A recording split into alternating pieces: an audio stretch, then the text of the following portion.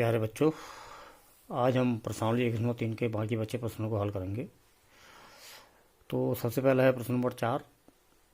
0.99999 सोन को P upon Q के रूप में व्यक्त कीजिए।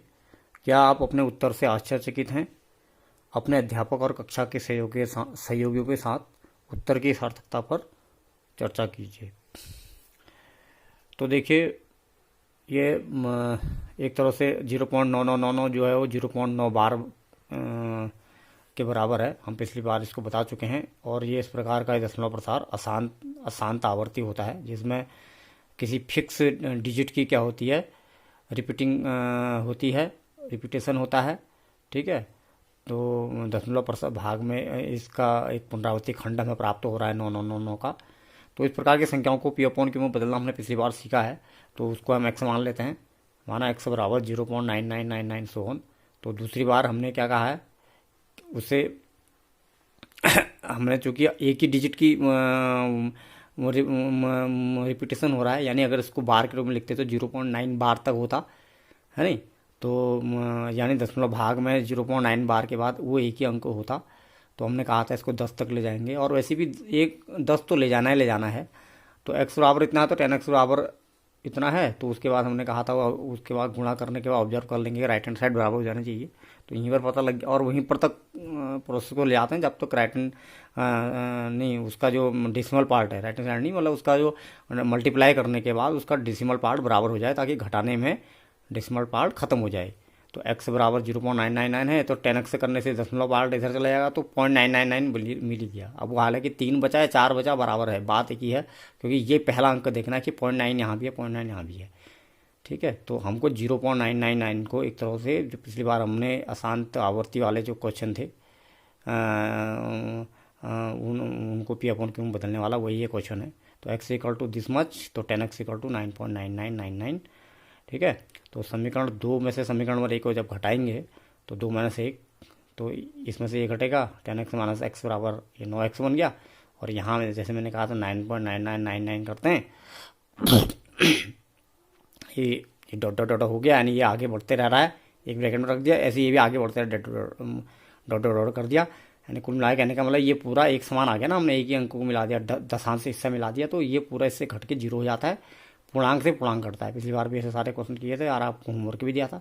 तो 9 में 0 घटा के 9, यहाँ से 9x बराबर 9, इधर से 9, तो x बराबर 1। यानी कहने का मतलब है जो ये जो प्रकार का हमारा संख्या है 0.9999, इसको पी अपॉन क्यू में बदलने में ये 1 के बराबर आ गया। अब ऐसे लगने को तो लग रहा है कि भाई ये 0.9999 1 के बराबर कैसे हो गया। तो थोड़ा सा इसको हम ऐसा समझेंगे कि यह उत्तर इसलिए आता है क्योंकि 0.9999 सोन के निरंतर आगे बढ़ते रहने से इसके और 1 के मध्य जो अंतर होता है अत्यंत नगण्य होता जाता है। मतलब जो ये 0.99 आप देखेंगे 0.999, फिर अगला 9999, तो वो क्या होता है, उसके और उसके जो उसका निकटतम जो पूर्णांक है, यहाँ पर हम निकटतम पूर्णांक भी लिख सकते हैं, तो 1 के मध्य का अंतर इतना नेग्लिजिबल हो जाता है कि उसको इतना नगण्य हो जाता है कि उसको 0.999 को हम 1 ले सकते हैं।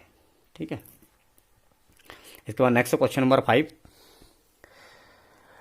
1/17 के दशमलव प्रसार में अंकों के पुनरावर्ती खंड में अंकों की अधिकतम संख्या क्या हो सकती है? अपने उत्तर की जांच करने के लिए विभाजन क्रिया कीजिए। तो इसमें आपको एक तो बताना है कि 1/17 का अगर दशमलव प्रसार किया जाए तो इसमें अंकों की संख्या कितनी होगी। पहले तो इसमें से एक नियम है, उस नियम के हिसाब से पहले एक उत्तर तो आप दे देंगे, उसके बाद अपनी पुष्टि करेंगे, आप वेरीफाई करेंगे उसको, विभाजन क्रिया। ठीक है बच्चों। तो इसके लिए नियम ये होता है कि अगर हमारे पास कोई एक पी अपॉन क्यू के रूप में कोई परिमेय संख्या है, उसका भाजक का मतलब, इसका मतलब 1/17 है जैसे हमारे पास, तो 1/17 में अगर नीचे 17 है तो इसका मतलब 17 का भागा 1 में दिया है। चाहे ये 1/17 होता, चाहे 2/17 होता, तो 3/17 होता, भाजक तो उसका 17 ही है। 2/17 में 17 को 2 से भाग देना है, 3/17 में 3 को भाग देना है, 1/17 में 1 को भाग देना है। तो इस प्रकार का अगर हम भाग को करेंगे, और सीधी सी बात है, इसका जो ये इसके बारे में भी हम पिछली बार थोड़ा बात कर चुके हैं कि हर इसका प्योर 2 की घात m 5 की घात n के प्रकार का नहीं है ना। लेकिन पी अपॉन क्यू तो है ही है, के रूप में तो है ही, पी और क्यू इसके जो पूर्णांक हैं और क्यू 0 नहीं है, तो परिमेय तो होगा ही होगा। लेकिन परिमेय का कौन सा वाला प्रकार होगा, अशांत आवर्ती वाला होगा। तो अशांत आवर्ती होता है तो इसकी इसके भागफल में एक पुनरावर्ती खंड प्राप्त होना चाहिए, यानी एक एक की पुनरावृत्ति होगी या दो दो की होगी, तीन तीन की होगी।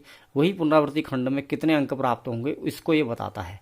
जैसे हमने, हालांकि ये अलग क्वेश्चन है, कोई ये अलग क्वेश्चन है, हमने यहाँ पर चलो ये वाला क्वेश्चन है। जैसे यहाँ पर हमने कोई अलग क्वेश्चन है, 5/7 का मान निकाल रखा है हमने, तो 5/7 का मान निकाल रखा है, तो इसमें भाग देने के बाद यहाँ तक आ रखा है 0.714285। तो इस 5 के बाद ये फिर रिपीट हो रहा होगा, ये है ना, इतने आ रहे हैं। 9/11 में अगर हमने भाग दिया है तो 0.81 के बाद फिर वही संख्या आ रही है। तो सब सिंपल एग्जाम्पल इसको दिखाता हूँ। 11 का भाग 9 में जाएंगे तो 0 बार जाएगा, फिर 0 उतरेगा, है ना, तो 11×8 = 88, फिर 2 उतरेगा, फिर 0, 11 कम 11, फिर 9 आ जाएगा, तो 9 का मतलब वही वो प्रोसेस शुरू हो जाएगी 11×8 = 88, यानी फिर अगला 8 आने वाला लग जाएगा। तो यानी 818181 आएगा। तो इसमें कितने अंकों का रिपीटेशन हो रहा है? 2 अंकों का हो रहा है ना। तो जैसे 11 वाले में 2 वाले का हो रहा है किसी का, यहाँ 7 वाले में कितना हो रहा है, इसमें 6 का हो रहा है।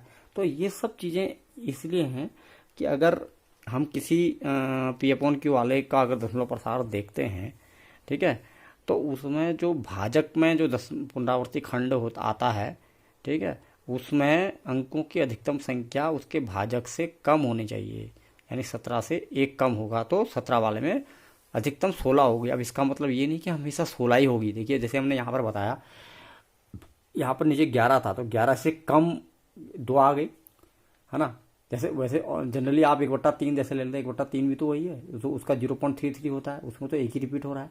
1/4 में क्या है, 0.25, उसमें 2 रिपीट हो रहे हैं। यानी 4 वाले में मैक्सिमम 3 हो सकते हैं, लेकिन ये नहीं कि हमेशा 3 ही होंगे। तो 17 वाले में कहीं पर, यहाँ पर 16 हो रहे हैं, तो कहीं पर 17 वाले में 5 भी हो सकते हैं, 4 भी हो सकते हैं। मतलब ये नहीं कह रहा है कि 17 वाले में 16 ही होंगे, ठीक है। जैसे यहाँ पर आप देखिए, यहाँ पर एक के नीचे 11 था, तो ऐसे तो 11 वाले में 10 होने चाहिए थे। वो कह रहा है कि किसी के 11 वाले में 10 भी हो सकते हैं, लेकिन मैक्सिमम 10 ही होंगे, ठीक है। तो किसी में 2 भी हो सकते हैं, 3 भी हो सकते हैं। अब देखो यहाँ देखिए, ये 7 वाला बट्टे था, इसमें किसी में 4 भी हो सकते थे, लेकिन यहाँ पर जो अधिकतम लिमिट है 6 मिल गए इसमें। तो कहने का मतलब है 17 वाले में किसी में 1 हो सकता है, 1 भी हो सकता है, किसी के 17 वाले में 1 भी हो सकता है, 2 भी हो सकता है, 3 भी हो सकता है, लेकिन ज़्यादा से ज़्यादा 16 होंगे। तो फिलहाल उसने वाला एग्जाम्पल इसलिए दिया है, तो इसमें अधिकतम 16 भी हो सकते हैं, 16 ही हो सकते हैं, और इसके भाग में 16 ही मिल भी रहे हैं, ठीक है। तो अधिकतम 16 ही मिल भी रहे हैं, यानी 16 मिल रहे का मतलब है 16 के बाद ये फिर यहाँ भाजक रिपीट होने लग जाता होगा। तो रिपीट होने लग जाएगा तो इसका मतलब हम यहाँ से लेकर यहाँ तक को पूरा बार के रूप में दिखा देंगे, जैसे हमने लास्ट में दिखा रखा 7 तक बार के रूप में। और रिपीट होना कैसे पहचानेंगे, मैंने पिछली बार इस प्रकार का भाग के बारे में आपको बताया था। अगर हम इसको भाग करने जाते हैं तो एक स्टेप के बाद क्या होता है, हमको जो शेषफल मिलता है वही मिल जाता है जो पहला वाला हमारा भाज्य होता है, ठीक है। तो जो हमारा पास शेषफल जो होता है वो प्रथम भाज्य होता है, यानी कहने का मतलब है जैसे हमारा प्रथम भाज्य का है, हमारा 1 है, 17 का भाग 1 में दे रहे हैं। यहाँ लास्ट में आप देखिए, इधर लास्ट में शेष 1 मिल जाता है, यानी अब हम आगे भाग के प्रोसेस को आगे चालू रखेंगे तो वही 17 का जैसे 1 में 0 बार गया तो 1 में 0 बार, ठीक है। फिर 1 0 आएगा, 100 होगा तो 17×5 = 85, ये 0.5, यानी इसके बाद अगला 0.5, फिर वही 8, वो चीज़ हो जाएगी।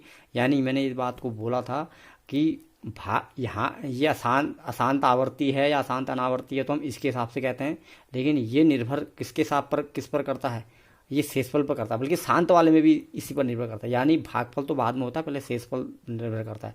जैसे शांत वाले में से भागफल ये प्रसार खत्म हो जाता है, तो इसका मतलब इससे पहले शेषफल खत्म होता होगा। जब शेषफल खत्म होता है तभी तो भागफल भी खत्म हो जाता है वहाँ।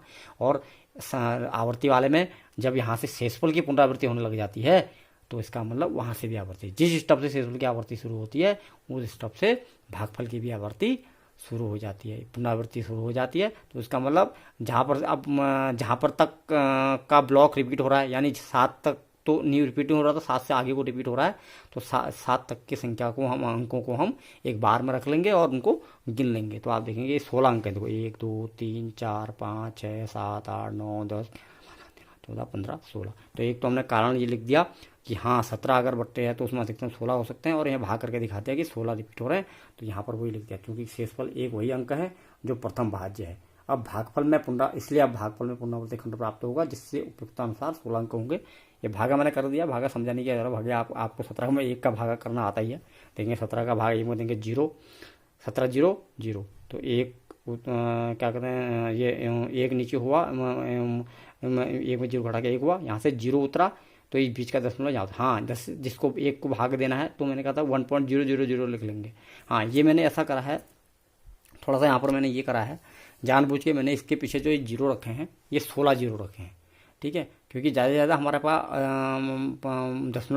दशमलव इसके भाग में कितने अंक हो सकते हैं, 16 हो ही सकते हैं, 16 तो हो ही सकते हैं। तो हमने कम से कम यानी 16 बार हमको संख्या 0 को उतारना पड़ेगा, क्योंकि 1 को हम 1.0 भी लिख देते सिंपल, या खाली 1 लिख देते, या 1.000, इन सबकी वैल्यू तो है कि 1 के बराबर है, तो उतनी बार फिर 0 उतारने पड़ते, तो हमने पहले 16 0 बना दिया इसके पीछे, ठीक है। 17 भी लिख दिया तो कोई बुरा नहीं, गलत नहीं था, ठीक है। तो इसलिए और बाद में यहाँ पर थोड़ा तीर से दिखा रखा है, तो ये 0 इस टर्म में उतरा है, ये 0 यहाँ पर उतरा है, ठीक है।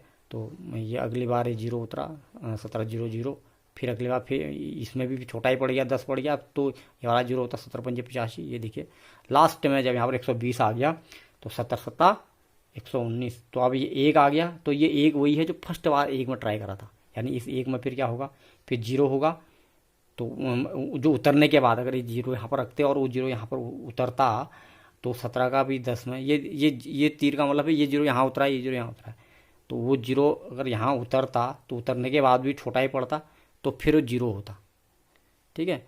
फिर अगला 0 उतरता, तो उसमें फिर 70 पंजे 85, ये 05, फिर 85 के बाद क्या होता, फिर 15 बचता उसमें से, जैसे यहाँ 15 बचा है, देखो ये 15 0 17 2836, वही 17, यानी वहाँ से, यानी कहने का मतलब है भागफल का रिपीटेशन होने से पहले शेषफल रिपीटेशन होता है, जो जहाँ पर शेषफल मिल गया हमको वही, तो उसका मतलब वहीं से वो अंक वहीं से रिपीट होना शुरू हो जाते हैं, ठीक हो गया।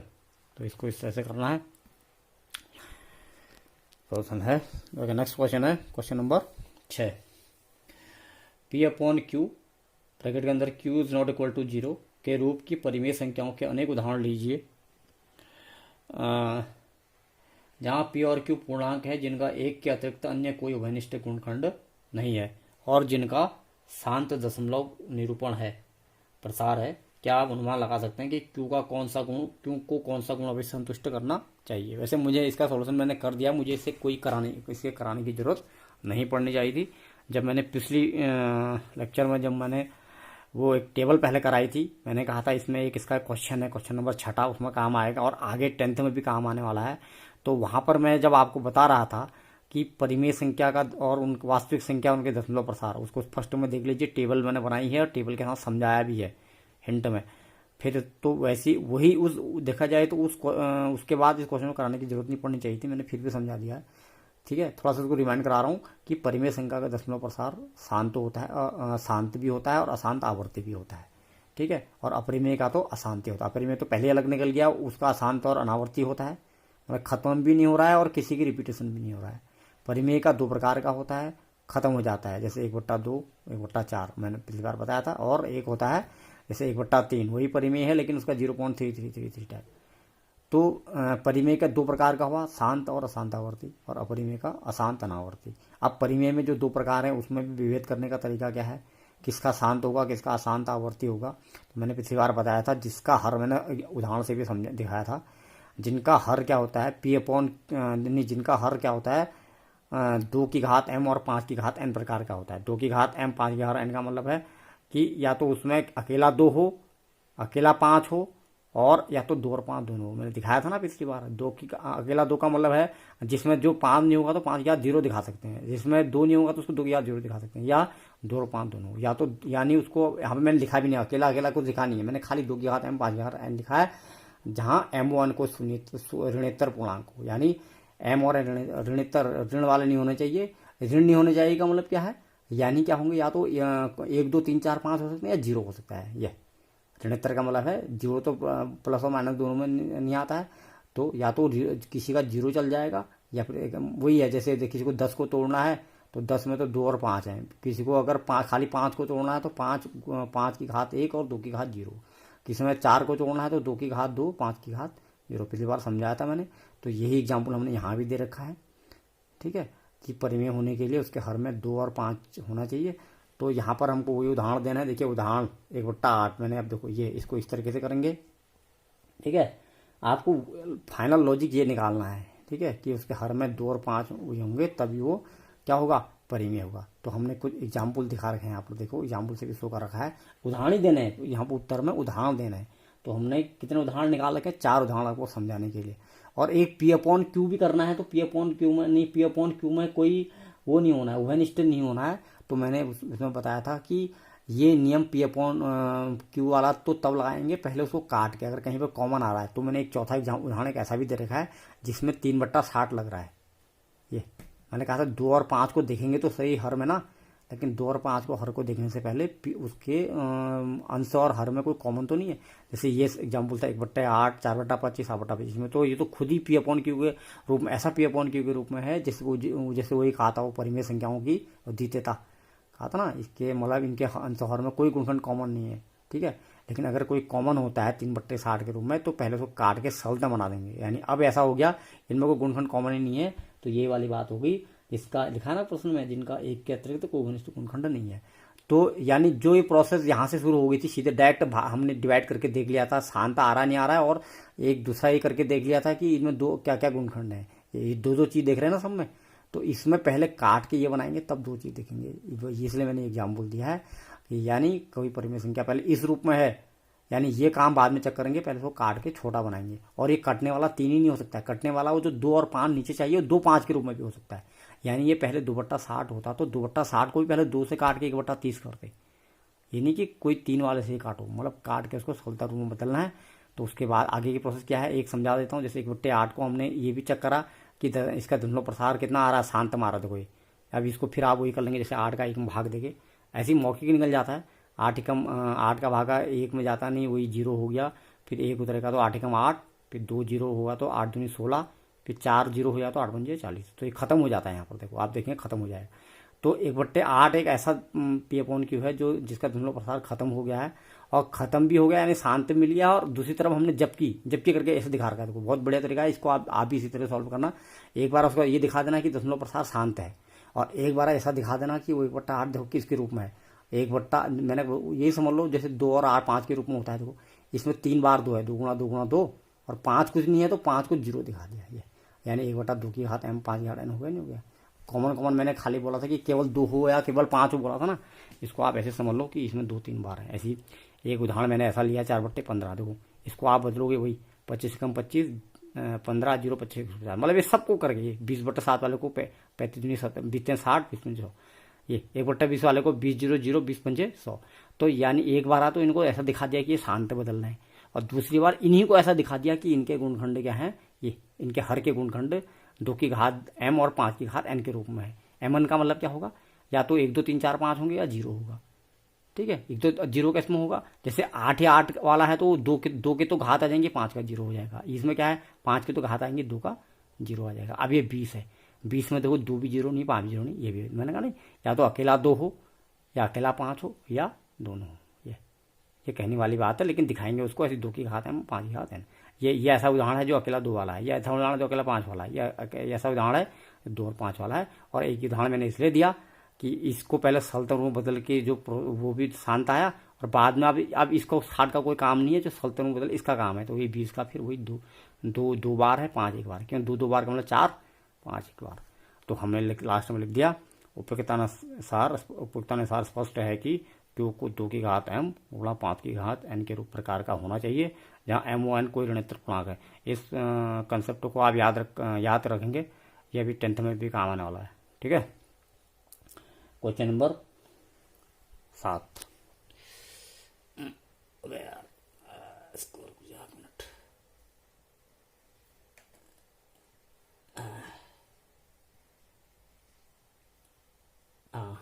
ठीक है, तो यह है क्वेश्चन नंबर 7। ऐसी 3 संख्याएं लिखिए जिनके दशमलव प्रसार अनवसानी अनावर्ती हो, ठीक है। तो मैंने आपको बताया अनवसानी अनावर्ती का मतलब एक तरह से आपने परिमेय संख्याओं को उदाहरण दे देना है। तो मैंने आपको बताया था अपरिमेय संख्या आपको अपरिमेय संख्या को उदाहरण दे देना है। तो अपरिमेय संख्या देखिए √2 √3 जितने भी आपके ये इम्परफेक्ट स्क्वायर रूट होते हैं, पूर्ण वर्ग वाले नहीं होते ना, √2 √3 √5 √4 √9 वाले तो परिमेय हो जाएंगे। तो कोई √2 लिख दिया, एक पाई लिख दिया और एक इस टाइप का लिख दिया। मैंने कहा जैसे बनाना है ये, क्योंकि इसको संख्याओं के बीच के जीरो चेंज कर दिए, 0 1 0 0 1 0 0 1 बढ़ते रहा। तो ये क्या दिखा रहा है, ये ऐसा दिखा रहा है कि ख़त्म तो हो नहीं रहा है, डॉट डॉट से पता लग रहा है ख़त्म तो नहीं हो रहा है, लेकिन ये ऐसा दिखा रहा है कि ये इसका दशमलव प्रसार, हाँ कहाँ गया वो, तो इसका दशमलव प्रसार रिपीट भी नहीं हो रहा है, ख़त्म तो नहीं हो रहा है और रिपीट भी नहीं हो रहा है। तो ये 0 0 बढ़ाने से, और आप जो इसके बदले मैंने 2 ही रखे हैं, तो इनके बदले भी आप इसी टाइप का बना सकते थे। ये तो ये √2 पाई को हटा ही सकते थे, मतलब 3 संख्याएं देनी थी आपको। तो 0.01 0 0 1 0 0 1 जैसे मैंने कहा, उसको 0.02 0 0 2 0 0 2 ऐसा कर सकते थे। अच्छा एक मिनट, इसमें ये थोड़ा गलत हो गया। हाँ, इसमें संख्या बढ़ जाएगी, इसमें तो 2 सेम आ गई, ये इसमें 3 0 आ जाएंगे ना,